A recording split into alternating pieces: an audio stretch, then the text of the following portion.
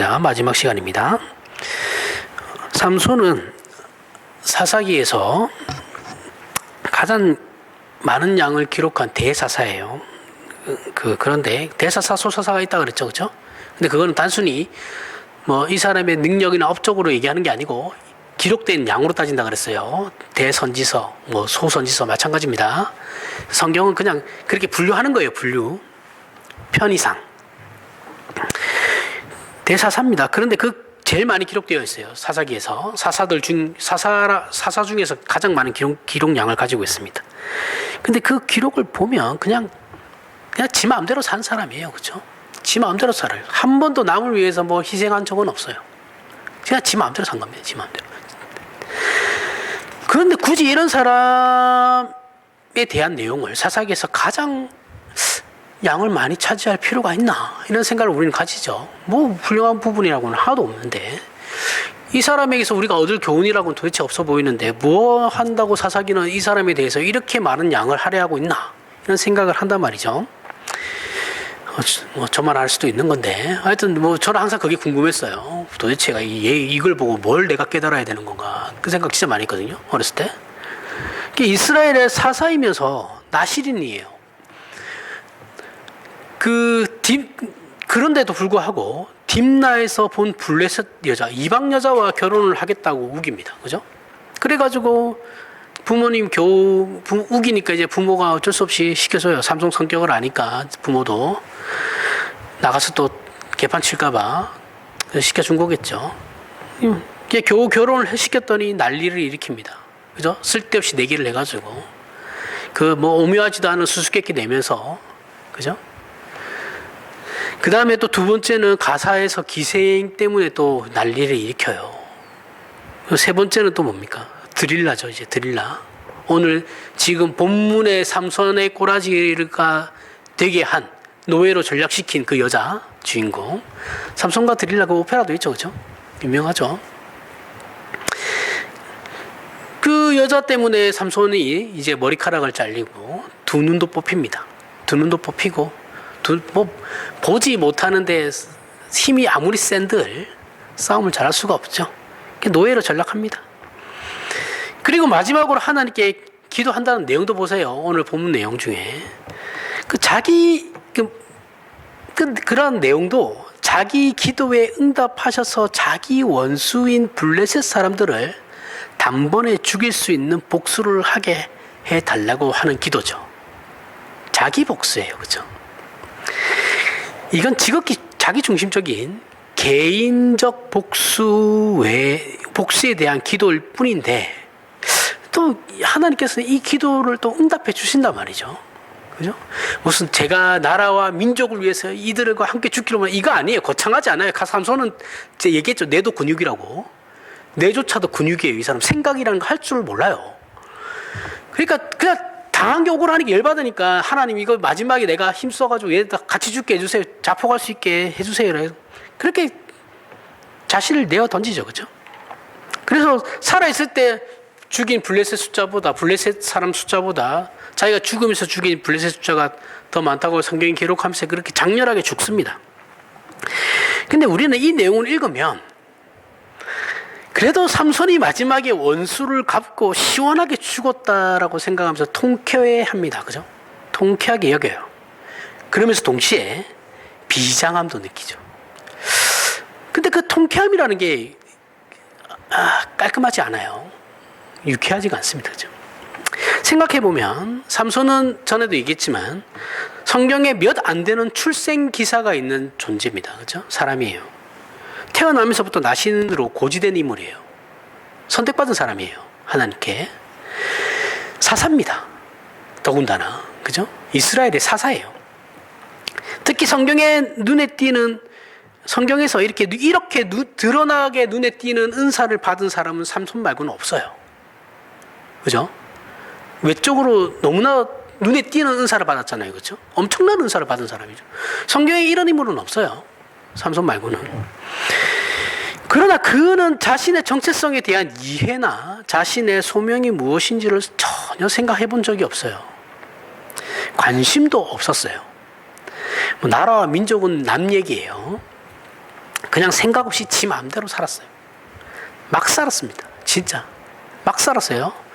그러다가 최후를 맞이할 때도 지밖에 몰랐어요. 그죠? 야, 이 내용을 보세요.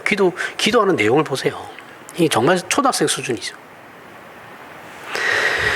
그런데 그가 죽음으로 자신의 복수를 이룬 것에 대해 우리가 통쾌함과 비장함을 동시에 느끼는 것은, 우리가 그러한 감정을 느끼는 것은 그의 죽음이 충분히 이해되면서 동시에 비극적이기 때문이죠.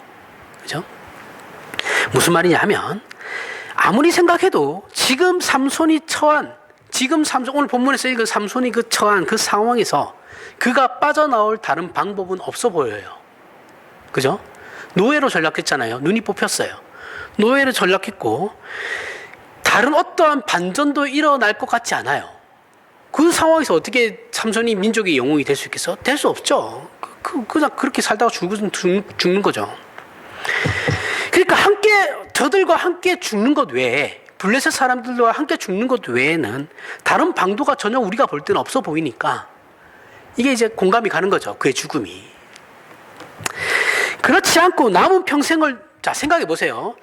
이렇게 죽지 않고 삼손이 남은 평생을 노예로 평생 살았다고 생각해 보세요. 블레셋이네. 그럼 이스라엘의 사사가 이방인의 노예로 살았다라는 게 더 웃긴 거예요. 이게 더 비참한 거거든요. 그죠? 더 비참하게 되는 거잖아요.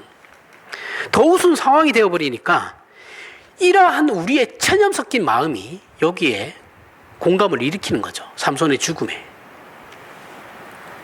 그리고 그가 선택한 그 죽음에, 그게 분명한 자살임에도, 우리가 기독교에서 그렇게 하지 말라는 자살임에도 불구하고 우리가 그 죽음을 우리가 수긍한단 말이죠. 마치 삼손은 자살이 아닌 것처럼 그렇게 얘기해버려요. 그 죽음에 공감해버리죠. 그죠? 그리고 이런 우리의 체념은 삼손의 죽음에서만 하는 게 아니죠. 삼손이 다른 방법이 없어 보이니까 우리가 체념한 상태에서 삼손이 선택한 그 죽음에 공감할 수밖에 없는, 하지만 그 삼손의 죽음에 대해서만 우리가 체념하는 것이 아니고 사실은 하나님에 대한 원망이 들어가 있는 겁니다. 여기에는 어떤 원망이에요? 하나님, 그렇게 천사까지 보내가지고 나신인으로 고지한 하면서 요란스럽게 시작한 삼손의 인생인데 결국 이겁니까? 제가 뭘 했어요? 아무것도 안 했는데요. 그렇게 난리 부르스를 피워가지고 그렇게 막 출생의 기사를 막 신비롭게 만들어 놓고 지금 결론이 이거예요? 꼴랑? 여기에 대한 하나님에 대한 반발심이 우리에게 있는 거죠. 그래서 삼손의 행적과 죽음을 읽다 보면 어느 순간 우리가 그의 생애와 결말에 아주 깊은 공감을 하고 있다는 걸 알 수 있죠. 마치 시작이 영웅의 탄생 신화 같이 굉장히 특별한 서사를 가진 삼손이었으니 그래도 이스라엘의 진정한 영웅이 되어야 희망이라는 것도 가질 것 아닙니까? 그런데 그도 별반 다르지 않더라. 아니, 오히려 더 못한 사람으로 기록되어 있더라. 결국 스스로 목숨을 끊어버리는 비통하고 비극적으로, 그래서 그러한 것, 비통하고 비극적인 공감이 우리에게 일어나는 것이죠. 그러면서 우리가 하나님께, 하나님, 삼손도 저런데 삼손만큼 힘을 가지고 있지 않은 우리는, 그러면 그렇지도 못하고 우리는 이 세상을 그럼 어떻게 살아야 합니까? 이렇게 따지듯 질문하죠. 그와 동일하게 성경도 우리에게 똑같은 질문을 해요. 우리가 하나님께 이러한 질문, 따지듯 질문을 하듯이 성경도 우리에게 뭐라고 하냐면, 도대체 그러면 너희가 누구라고 생각하느냐? 너희의 존재가 뭐라고 생각하고 있어? 이렇게 반대로 또 질문하고 있거든요. 우리만 우리의 처지에 대해 하나님께 분노하고 있는 것이 아니고 하나님께서도 우리에게 사사기를 통해서 하나님의 분노를 우리에게 확인시키고 계시는 거예요. 우리가 이걸 확인하지 못하면 우리는 불신자들과 다를 게 전혀 없는 사람들입니다. 하나님께서 이런 사실과 역사를 성경에 기록하셨는데 사사기의 대표라고 할 수 있는 삼손에 대해 비정할 정도로 아무런 해설도 하지 않으시고 변명도 하지 않으시고 교훈도 없이 기록하셨단 말이죠. 그런데도 이 내용이 힘을 가지는 것은 우리는 그 누구도 이 사실을 외면할 수 없는 방불한 인생을 살고 있고 또한 알고 있기 때문인 것이죠. 우리의 삶이 삼손과 별반 다르지 않기 때문에 우리가 거기에 공감을 하는 겁니다. 그럼 성경은 스스로 자폭을 선택한 이 삼손의 죽음을 통해서 무엇을 말하고 싶어 하는 걸까요? 삼손이 자신의 복수를 위해 스스로 자살을 선택하고 블레셋 사람들과 자폭하기로 한 것은 그는 자신의 인생을 그 누구와도 함께 하지 않은, 즉 관계의 책임을 지지 않은 사람이었기 때문에 그런 겁니다. 이기적인 사람이에요. 그 누구와도 관계를 하지 않아요. 그죠? 지밖에 모른다니까요. 끝까지. 그는 자기 인생에서 자기가 진 짐을 자기 하나 죽어버리면 끝나는 것으로 생각해요. 그러면서 살았어요. 이것이 그의 죽음에서 드러나는 가장 허망한 것이고 비판받고 지적받아 마땅한 것이죠. 이 사람은 지금 사사거든요. 그죠? 그리고 그 죽음도 지극히 사적인 보복 외에는 아무런 의미가 없죠. 의미가 없고 그의 인생에 어떤 가능성이나 실력이나 기대를 전혀 할 수 없는 사람이었다는 것을 자신이 스스로 증명한 행동이 그의 죽음일 뿐입니다. 더군다나 이스라엘의 사사로서 나라와 민족에게도 아무런 희망을 주지 못한 죽음이죠. 그죠? 이렇게 아무와도 상관없고 모두와의 관계를 끊어버리는 것이 그가 생각한 죽음이에요. 이런 삼손의 죽음이 신약시대에 와서 예수 그리스도의 죽음과 얼마나 극명한 대조를 이루는지 우리는 분명히 알아야 된다는 거죠. 여기서 기독교의 신앙의 핵심적인 의미가 명확하게 드러나는 것입니다. 이런 삼손의 인생과 죽음을 지금 현실 속에서 매일 매 순간 확인하는 처지에 있는 우리를 하나님께서 예수 그리스도 안에서 살려내셨고 이기게 하시기 위해 우리와 당신님을 묶으셨어요. 그렇게 하나님의 하나님 되심을 드러내시고 그 성실하심과 거룩하심을 나타내 보이신 것이 예수 그리스도의 죽음이시죠. 그죠? 죽음의 무게가 다릅니다. 삼손의 죽음과 예수 그리스도의 죽음의 무게 자체가 다르죠. 우리 안에 이런 배경과 내용이 형성되어 있지 않으면 우리가 신앙생활을 하면서 늘 느끼듯이 기독교 신앙을 우리는 그저 윤리도덕적으로 또는 이상적인 것으로만 여기고 현실적으로 실체화하거나 구체화하지 못해요. 이런 것이 실체화하지 못하니까 맨날 그거는 우리 현실에 전혀 맞지 않아, 기독교는. 이렇게 얘기하고 다니는 거예요. 기독교를 모르니까 그러는 겁니다.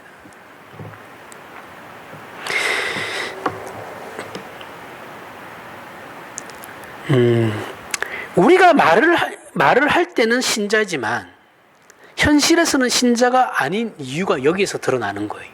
그러니까 신앙은 신앙이고 삶은 삶이야. 이분법적인 삶을 살려고 하죠. 우리는 계속 안 맞다고 생각하니까. 절대 아닙니다. 이제부터 제가 잘 설명해 볼게요. 로마서 4장 25절에 우리는 우리가 범죄한 것 때문에 내줌이 되고 또한 우리를 의롭다 하시기 위하여 살아나셨느니라. 예수는 우리가 범죄한 것 때문에 내줌이 되고 또한 우리를 의롭다 하시기 위하여 살아나셨느니라. 자, 우리는 이 말씀을 스스로 충분히 이해하고 있다고 생각하죠. 무슨 말인지 알잖아요. 그렇죠? 이게 어떤 의미인지 알잖아요. 예수님께서 우리를 위해 죽으셨다. 그거 알잖아요. 그렇죠? 하지만 오늘 본문의 삼손을 이 말씀에 놓고 다시 생각해 봐야 돼요. 그는 신비한 출생과 대단한 은사를 받았지만 헛되게 살았어요. 낭비하면서 살았습니다. 그죠? 끝까지 자신만을 위해 죽고 죽이는 인생을 살아감으로 타인과는 아무런 상관이 없는 존재가 되고 말았어요. 사사임에도 불구하고 이스라엘 민족과도 아무런 상관이 없어요. 그의 삶은. 하지만 예수님은 우리를 위해서 내어줌이 되셨어요. 그죠? 우리를 살리기 위해 다시 살아나셨어요. 우리의 삶과 우리의 운명을 어떻게 해요? 관계에 있어서 묶으셨어요. 운명 공동체가 되게 하셨죠. 그죠? 이것은 신자에게 추상적인 개념이 아니에요. 이상적인 것도 아닙니다. 말뿐인 어떤 이론도 아니에요. 우리가 쉽게 생각하는 신앙은 신앙이고 삶은 삶이야라는 그런 게 아니라고요. 자꾸 그렇게 생각하시면 기독교는 아무것도 아닌 것이 돼요. 그냥 구원만 받으면 땡이라고 생각하는 거예요. 구원만 받으면 땡이 아니죠. 구원받고 난 뒤가 문제예요. 아이 뭐 그런 문제는 구원하고 상관없잖아. 그냥 대충 넘어가. 아니라고요.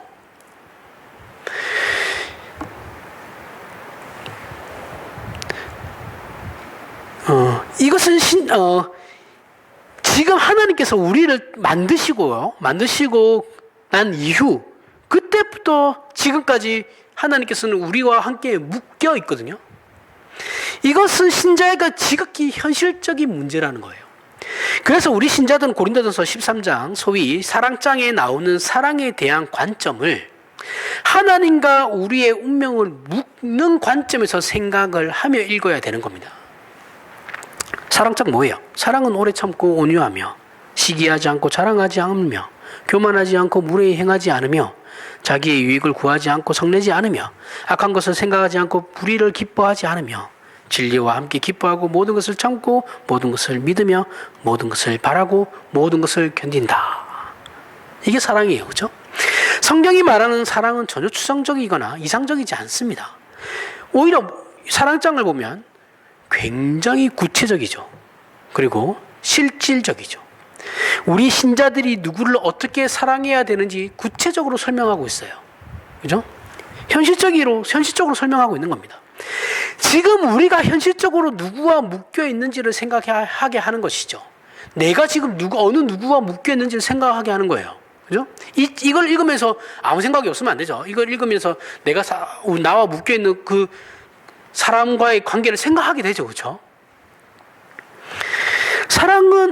사랑이 오래 참는 것이다라는 말은 그만큼 오랜 고통이라는 거예요. 사랑은 고통이거든요. 그죠? 사랑은 좋은 것만 있지 않죠. 그죠? 사랑은 언제나 책임과 고통을 수반합니다.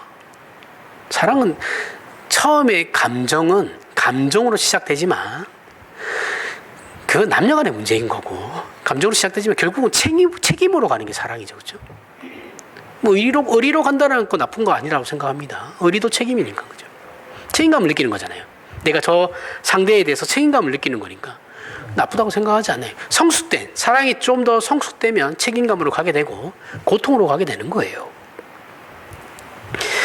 그거 싫어서 요즘 애들 결혼 안 하는 거잖아요. 그죠? 자기 인생이 제일 중요하니까 결혼을 안 하는 거예요. 저 사람과의 관계가 내가 결혼하게 되면 주변 사람들이 싸우는 걸 보거든요. 근데 싸우면서 서로 성장해 가는 게 결혼이거든요. 근데 그게 싫은 거예요. 그 감정 싸움 하는 게. 그러니까 편하게 살고 싶어서 결혼 안 하는 게 많거든요.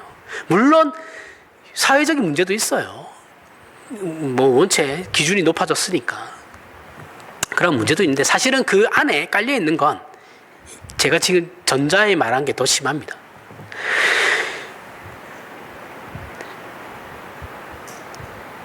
우리가 도망갈 수 없이 내가 살아가면서 내가 전 인생을 살아가면서 내가 도망갈 수 없이 묶여있는 존재들이 있죠.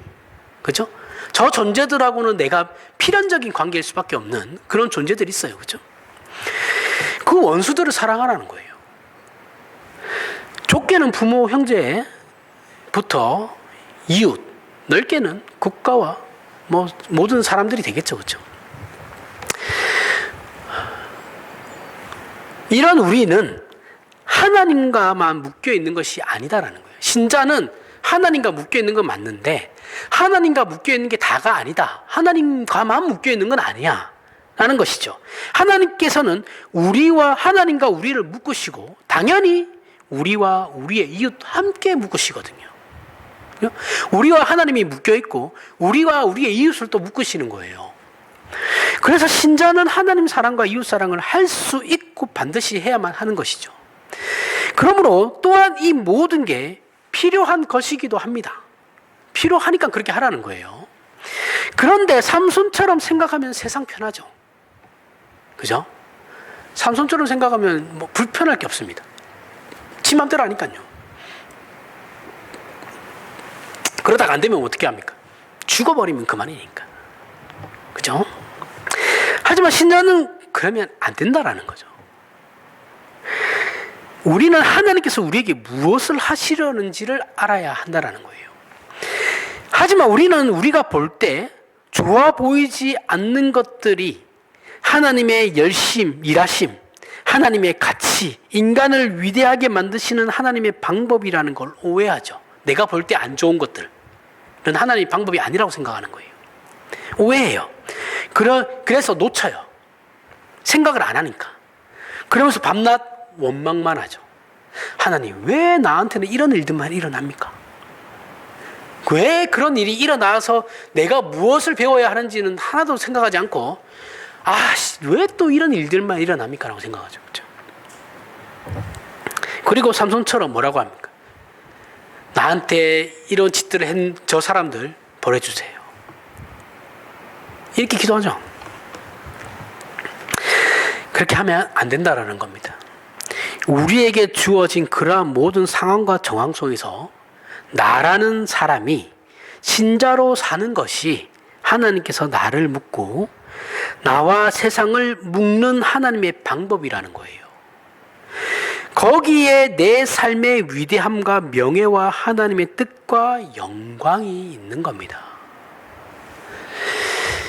이걸 전반적으로 이해하지 못하면 우리는 자신의 가치 판단을 이해하거나 단순한 외적인 보상이나 어떤 고통과 형통, 이걸 기준으로 우리의 인생을 생각 못해요. 그런 식으로밖에 생각 못해요. 우리는 삼손을 통해서 인간은 자신의 인생을 자신의 선택과 자기가 한 대로 돌려받는 그 인과 법칙 속에서는 아무런 기대와 명예와 출구를 찾을 수 없다는 그 헛된 인생의 진실을 보아야 하는 것이죠. 저나 여러분이나 이 인과율의 법칙에서는 아무것도 할 수가 없어요. 그죠? 인과율의 법칙에서 우리가 할 수 있는 건 죽음밖에 없거든요. 그 인과율의 법칙을, 원인과 결과의 법칙을 뛰어넘은 게 우리의 구원이에요. 하나님께서 우리에게 허락하신 구원입니다. 그러니까 그게 없이는 우리에게 어떠한 것도, 우리의 삶이 어떠한 가치가 있는지도 몰라요. 알 수가 없는 거예요. 로마서 8장 38절 39절에 내가 확신하노니 사망이나 생명이나 천사들이나 권세자들이나 현재 일어나 장래일이나 능력이나 높음이나 가품이나 다른 어떤 피조물이라도 우리를 우리 주 그리스도 예수 안에 있는 하나님의 사랑에서 끊을 수 없느니라. 이 말씀은 막연한 게 아닙니다.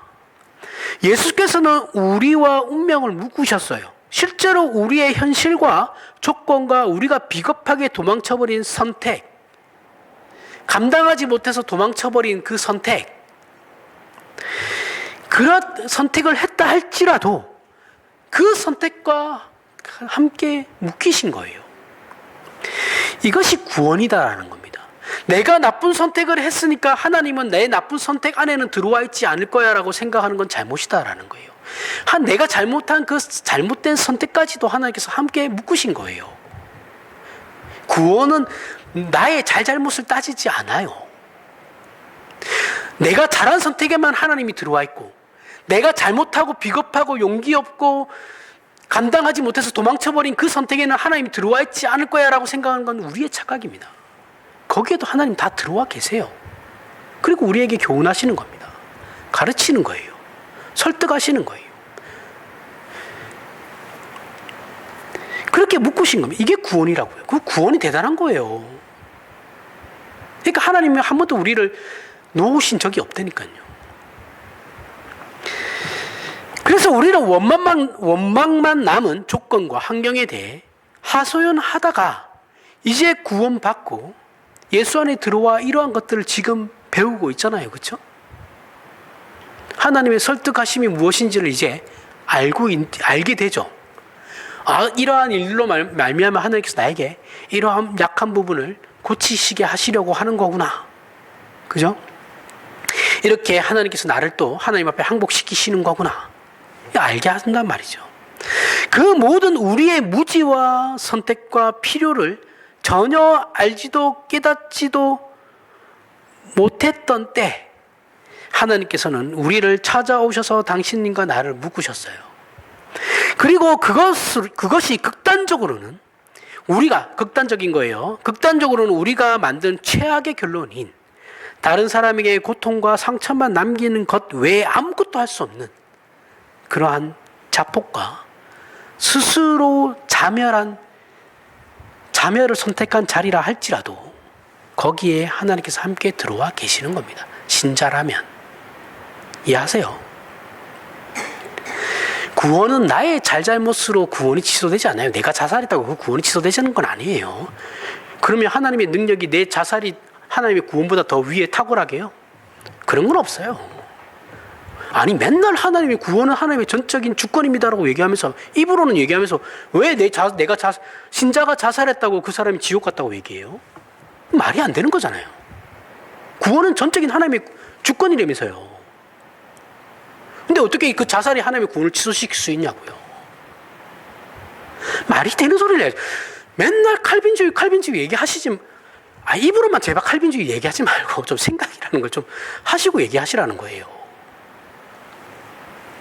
모른다고 하셔야죠. 모른다고. 모르겠다. 그게 맞는 말이에요. 몰라요, 우리는. 왜 자기가 자꾸 심판자가 되려고 그래요? 그럼 하나님께서 왜 그렇게 하십니까? 왜요? 왜 그렇게까지 하세요? 묶여 있으니까요. 하나님과. 내가 자살하면 그러면 하나님과 묶여 있던 이게 풀립니까? 하나님이 나와 묶으신 그 운명 공동체가 그렇게 약한가요?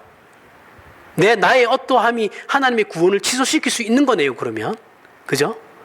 그들의 논리라고 한다면. 자살해서 내가 신자가 구원이 취소된다고 한다면 그런 거잖아요. 내 자살이 하나님의 구원보다 더 탁월한 거잖아.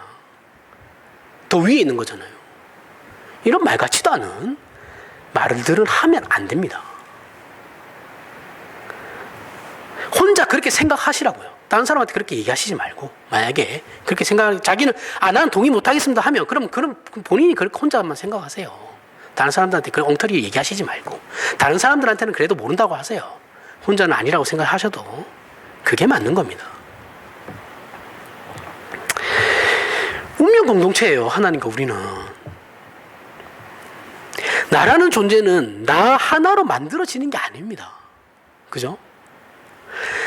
그래서 오해와 아픔과 공포와 의심과 경쟁과 긴장이 없는 세상, 마치 우리가 꿈꾸는 그 파라다이스로 다 때려치우고 나 그냥 죽어버릴래 해서 그 파라다이스, 난 죽어서 파라다이스 갈래라고 한다고 해서 그게 우리에게 답인가요? 그러면 답이 되나요? 아니죠, 그죠? 자살을 했다고 해서 구원 못 받았다고 얘기할 수는 없지만 자살을 하라는 것도 아니에요. 그죠? 기독교는 엄연히 자살을 지양합니다. 하면 안 돼요. 하면 안 된다라고 얘기하는 것이 그게 구원의 문제하고는 어떤지는 우리는 몰라요. 함부로 얘기하시면 안 됩니다. 그 죽은 사람에 대해서. 그렇다고 자살이 우리에게 답이 되지 않아요. 절대로. 삼손처럼 이렇게 한다고 이게 삼손의 인생이 답이 되지 않는다고요. 우리가 소원하듯이, 사실 이건 제 소원이기도 합니다. 제가 원하는 삶이에요. 아무도 없는 섬에 들어가서 사는 거거든요. 그런데 아무도 없는 곳에 들어가서 살아야 돼요. 근데 거기에 편의점은 있어야 되고 인터넷도 돼야 되고 택배도 와야 됩니다. 그죠? 이런 발상이 삼손이라고요. 그죠? 아무 곳에 없어서 살 거면 원신처럼 살아야죠. 그렇죠? 천막 쳐놓고 그렇게 살아야 되는데 그렇게 살 자신은 또 없으니까 인터넷도 돼야 되고 책도 받아야 되니까 택배도 돼야 되고 이렇게 돼야 되는 겁니다. 이게 엉터리죠. 그러니까 자기 죽음으로 모든 걸 몰아놓고 거기서 허덕이는 게 삼손의 인생이에요. 그죠? 자신의 죽음으로 몰빵시켰어요. 하지만 우리는 그렇지 않다라는 거죠. 그죠? 신자는 그렇지 않아요. 신자가 삶을 포기할 이유가 전혀 없습니다. 바른 신자라고 한다면 자살할 이유가 하나도 없어요. 올바른 신자라고 한다면. 그죠? 내가 바른 사상과 바른 기독교 신앙을 가지고 있다면 자살할 이유는 하나도 없습니다. 당연히 자살 안 하겠죠. 신자라면. 그런 의미에서. 그죠?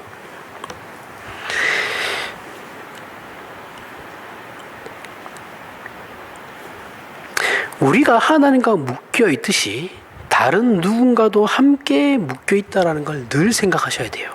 예를 들면 부모이기 때문에, 그죠? 자식이기 때문에, 혹은 그 집안의 마지막 남은 자손이기 때문에 해야 할 책임이 있죠. 그죠? 그러한 하기 싫어요. 하기 싫지만 할 수밖에 없는 일들이 있죠. 이렇게 우리 인생에 주어진 어떤 필연의 책임들이, 그러한 책임들이 하나님께서 예수 그리스도로 인해 당신님의 영광을 증명하시기를 가장 기뻐하신 것처럼 우리에게 그러한 필연의 책임이 위대한 삶의 조건을 만드는 것도 사실입니다. 우리의 인생이 맨날 지고 실패하며 절망과 좌절 속에 있다고 해서 맨날 지잖아요. 우리는. 그렇죠? 맨날 좌절하고 절망해요. 그렇다고 해서 세상에서 아무것도 할 수 없고 만들 수도 없는 조건 속에 있는 건 아니거든요. 우리가 그렇다고 해서 아무것도 할 수 없는 건 아니에요. 그죠? 이게 신자와 불신자의 차이예요. 우리는 할 수 있거든요. 우리는 선을 선택할 수 있어요. 그죠? 더 나아진 나의 못난 모습은 예수 그리스도께서 함께 십자가에 못 박으시고 우리는 거기에서 다시 일어설 수 있거든요. 그래서 다시 시작할 수 있는 겁니다. 할 수 있어요. 예수 안에서 하나님께서 우리에게 증언하시는 것은 우리가 가장 억울하고 모든 것이 제약 속에 있을 때 하나님께서 영광과 기적을 만들어내신 것이 바로 예수 그리스도입니다. 예수께서는 33년의 생애 중에 30년을 나사렛에서 목수의 아들로 정말 아무것도 아닌 존재로 사셨어요. 그죠? 아무도 안 알아줘요. 아무도 몰라요. 정말 아무것도 아닌 존재로 조용히 사셨습니다. 그리고 남은 3년을 불태우신 거예요. 그 많은 기적과 권능을 행하시고 결국 배신당해서 죽으셨습니다. 그렇게 죽으신 예수께서 하신 고백이 뭡니까? 이것이 하나님 아버지의 기쁘신 뜻이므로 기쁘게 내가 순종한다는 그 위대함과 그리고 얻게 된 부활이죠. 그리고 이 내용이 우리의 생애에 부인할 수 없는 고백이 되며 우리의 같지도 않은 원망, 그 원망 속에서 지금도 하나님께서 성실히 일하고 계시다라는 것이죠. 그렇죠? 내가 원망하는 내 인생은 왜 욕거라진가 이 말을 하는 그 순간에도 하나님께서는 그 말을 통해서 우리에게 일하시고 계시는 거예요. 설득하시는 거죠. 우리는 우리의 성질이나 소원대로라면 벌써 죽었거나, 그죠? 죽였을 겁니다. 이 죽음에 무슨 관계성의 기대나 인내나 용서나 위대한 것이 있겠냐고요. 그저 죽어버리면 끝인데 말입니다. 그죠? 그냥 죽으면 끝난다고 생각하는 문제에 무슨 거기에 인내나 용서가 있겠어요. 용서는 그런 데서 나오지 않죠. 그죠? 우리는 그러면 안 되고 인내하며 기다릴 수 있어야 한다라는 거죠. 신자는. 그리고 스스로 성장하고 만들어지기 위해서 헌신해야 되는 겁니다. 그래서 고통과 좌절과 환난을 피하게 해달라고 떼쓰며 기도하는 것이 아니라 정면으로 부딪히며 겪어야 하는 거예요. 이것이 위대한 거죠. 삼손의 생애가 있음으로 말미암아 예수를 믿는다는 것이 얼마나 위대한 것인지가 극명하게 대조되는 것을 우리는 알 수 있어요. 그죠? 삼손의 생애와 지금 우리의 생애를 생각해 보면 극명하게 대조가 되죠. 그리고 우리의 삶의 현장이 얼마나 신비하고 기적적인지도 알 수 있습니다. 사랑은 무례히 행하지 않고 성내지 않습니다. 누구에게 그런 겁니까? 나와 묶여있는 모든 사람에게 그런 거예요. 이건 능력과 기술에 속하는 문제가 아니죠. 그죠? 사랑을 행하는 데 있어서 능력이 필요하고 사랑을 행하는 데 있어서 어떤 테크닉이 필요한 게 아니죠. 그죠? 이건 가치와 의미에 대한 문제예요. 그죠? 내가 그러한 가치를 가지고 있나? 내가 그러한 의미를 가지려고 하는 건가? 그것만 있으면 할 수 있는 거예요. 그 누구도 다. 그거는 잘 살고 못 살고 권력이 있고 없고의 문제가 아니에요. 그죠? 가지고 못 가지고의 문제가 아니에요. 이걸 행하는데 가진 자, 못 가진 자는 아무런 의미가 없어요. 못 가진 자도 할 수 있는 것이고 가진 자도 해야만 하는 것입니다. 그죠? 둘 다 못해요. 근데 같은 조건에 있다고요. 환경만 다를 뿐이지 그들이나 우리나 살아가는 삶의 인생의 본질은 같아요. 그리고 이건 추상적이지도 않아요. 굉장히 구체적이고 실질적이죠. 그죠? 사랑을 해야 하면 되잖아요. 하는 거잖아요. 무례히 행치 않는 거잖아요. 할 수 있는 거예요. 이상적인 게 아니잖아요. 그죠? 굉장히 현실적인 문제입니다. 또한 이 사랑은 우리 자신이라는 한 인격과 실제적인 조건 속에서 구현되기를 요구하고 있죠. 그죠? 나라는 우리 자신이라는 한 인격과 실제적인 어떤 삶에서의 조건 속에서 이것이 구현이 되기를 요구하고 있어요. 우리는 모두 누가 더 낫지 않고 누가 더 못하지도 않은 앞에서 얘기한 그 가진 자라 할지라도 못 가진 자라 할지라도 누구나 동일한 삶의 환난, 누구라도 다 환난을 겪어요. 고통을 겪고, 그죠? 누구라도 기쁠 때가 있고 슬플 때가 있는 겁니다. 다 같은 조건에 살아가요. 그 사람도 밥 세끼 먹고 우리도 세끼 먹고 그 사람도 똥 싸고 우리도 똥 다 싸요. 다 하는 겁니다. 그런 조건 속에서 살아간다라는 거예요.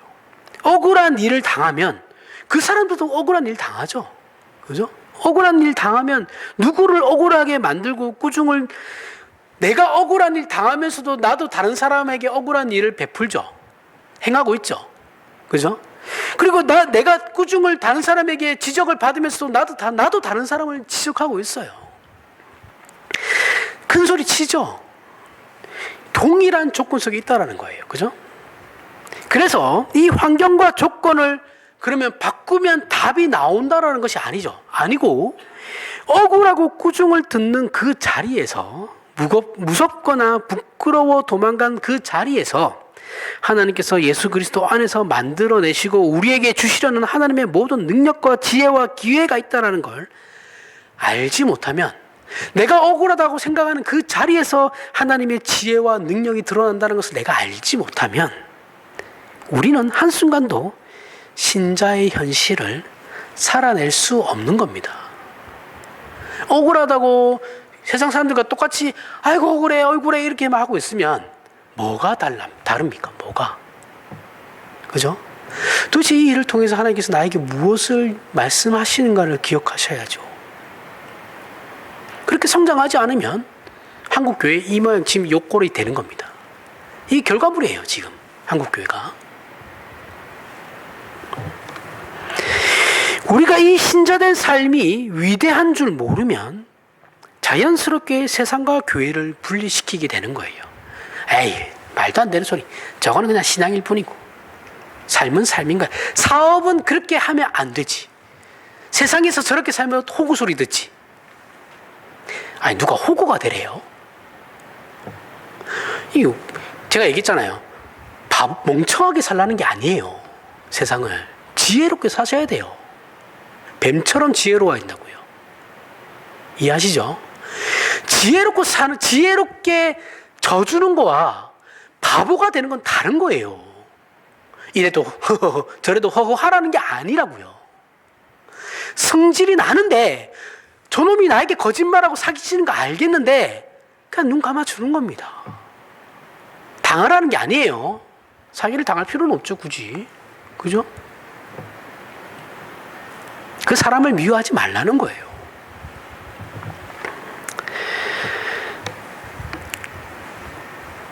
세상에서는 겁나서 아무것도 못하다가 세상은 겁나죠. 그래서 아무것도 못해요. 그러다 교회 와가지고 교회당 와가지고 기도할 때 잠깐 신자 티내는 그게 전부인. 그게 진짜 그의 인생의 신앙의 전부인. 그렇게밖에 그런 인생이 되고 마는 겁니다. 우리는 서로에게 표정 관리조차 제대로 못하는 형편없는 실력을 갖춘 사람들이죠. 그죠? 내가 지금 화나 있다라는 것조차 숨기지 못하는 그런 실력의 소유자들이에요. 모두가 다 그렇죠. 물론 좋게 생각하면 진지한 인생을 살아가고 있구나, 또는 그래 웃을 수만은 없는 현실 속에 있는 것이 사실이지라고 이해할 수도 있지만, 우리는 각자가 자신의 고난과 방황에서 벗어날 수 없어서 누구의 얘기를 진지하게 들어줄 여유조차 없는 게 사실이죠. 그죠? 그래서 누가 힘듦을 얘기해요. 나한테 와서 이번 주에 이것 때문에 너무 힘들었어. 그럼 뭐라고 그럽니까? 야, 이거 아무것도 아니야. 나 이거 이렇게 됐어. 나는 이랬어. 자기가 더 힘들었다고 얘기해. 그러면 그게 상담이 안 되는 겁니다. 그냥 들어주시는 거예요.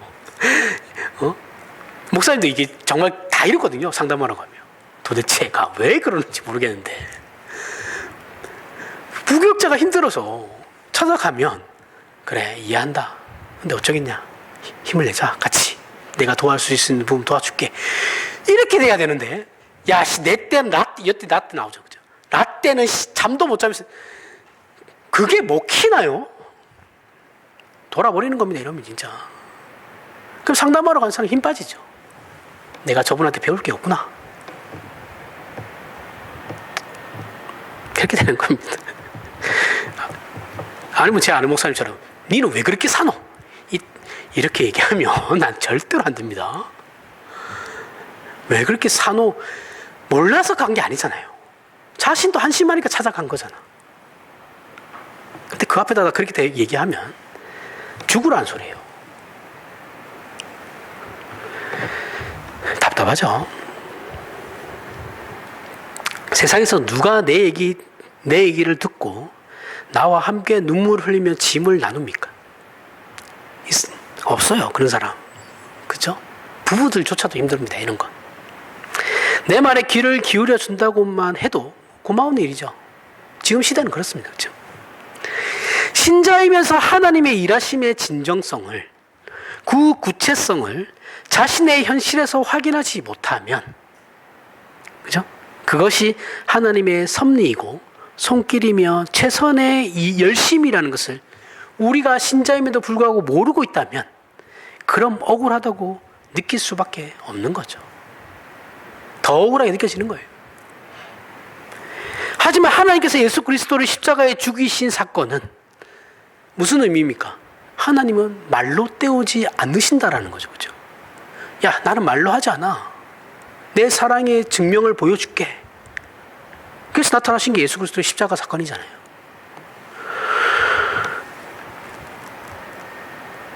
그러니 제발 우리는 우리의 모든 지성을 동원해서 생각하며 신앙생활을 해야 되는 겁니다. 우리는 뇌가 근육이 되면 안 돼요. 단순 무식하게 살면 안 됩니다. 나 복잡한 거 싫어. 안 돼요. 복잡하게 사세요, 좀. 너무 생각 안 하는 게 문제죠. 현대인들 특히 그렇죠. 요즘 아이들은 더 그렇죠. 한 문장을 못 읽어요. 아세요? 문장을 읽고 이해를 못 해요. 긴 문장을 못 읽어요.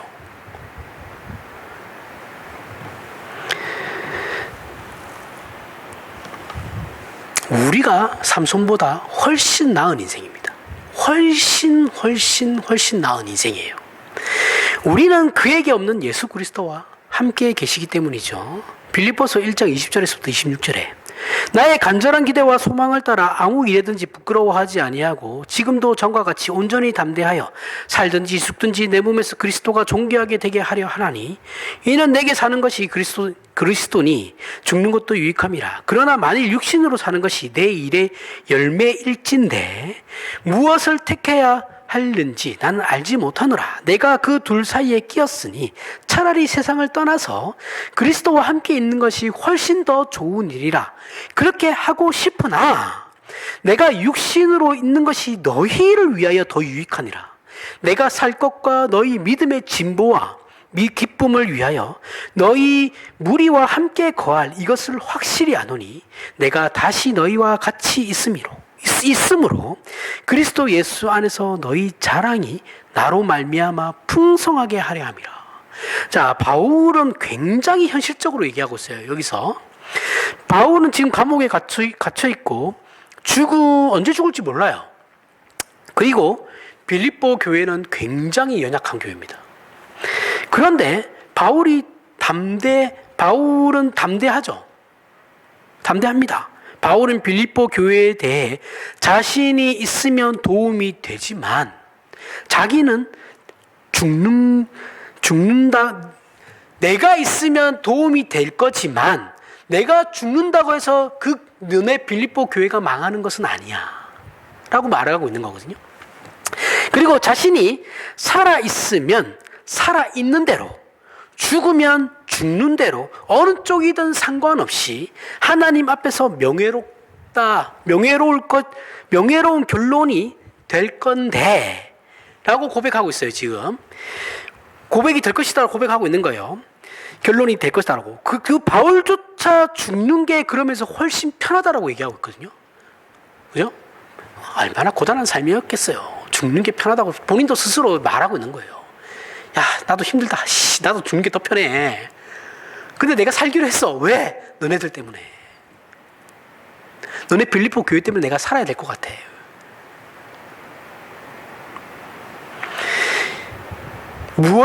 그가 살아서 무엇을 하겠다라는 겁니까? 짐을 나누는 거더랍니다. 너희의 짐을 내가 살아서, 사실 난 죽는 게 좋은데 편한데 내가 살아서 너희가 힘들어하는 그 짐을 내가 함께 나누어질게. 그렇게 빌립보 교회와 자신을 묶었어요. 그래서 저들의 삶에 자랑이 한 뼘이라도 더 늘어나게 하겠다라고 고백하는 것이 지금 이 내용입니다. 그것을 위해 자신이 고생해도 좋다라고 말하는 거예요. 이것이 바울의 생애이자 곧 우리의 생애입니다. 바울만 이런 게 아니죠. 그렇죠? 우리도 동일해요. 우리는 하나님께서 지금도 우리를 통해 일하고 계신다는 것을 놓치면 세상에서 우리가 웃을 수 있는 일은 아무것도 없고 분노만 남게 됩니다. 화만 남아요. 신자가 인생을 살면서 감사가 나오지 않고 분노만 나온다면 그건 틀린 것이죠. 틀리고 있다라는 거예요. 아니, 이런 조건에서 어떻게 감사하라고 합니까, 하나님? 아니요. 그 조건에서 감사하셔야 되는 거예요. 그게 내가 생각하는 최악이라 할지라도.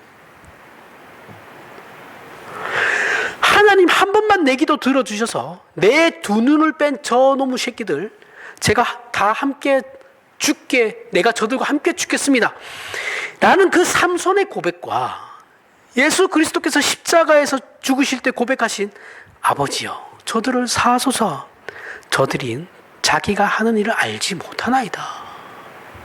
이 두 고백을 비교해 보십시오. 어느 것이 명예롭습니까? 어느 것이 영광스러우십니까? 우리 스스로 잘 알고 있지 않습니까? 우리는 모두 삼손의 인생과 같다고 생각합니다.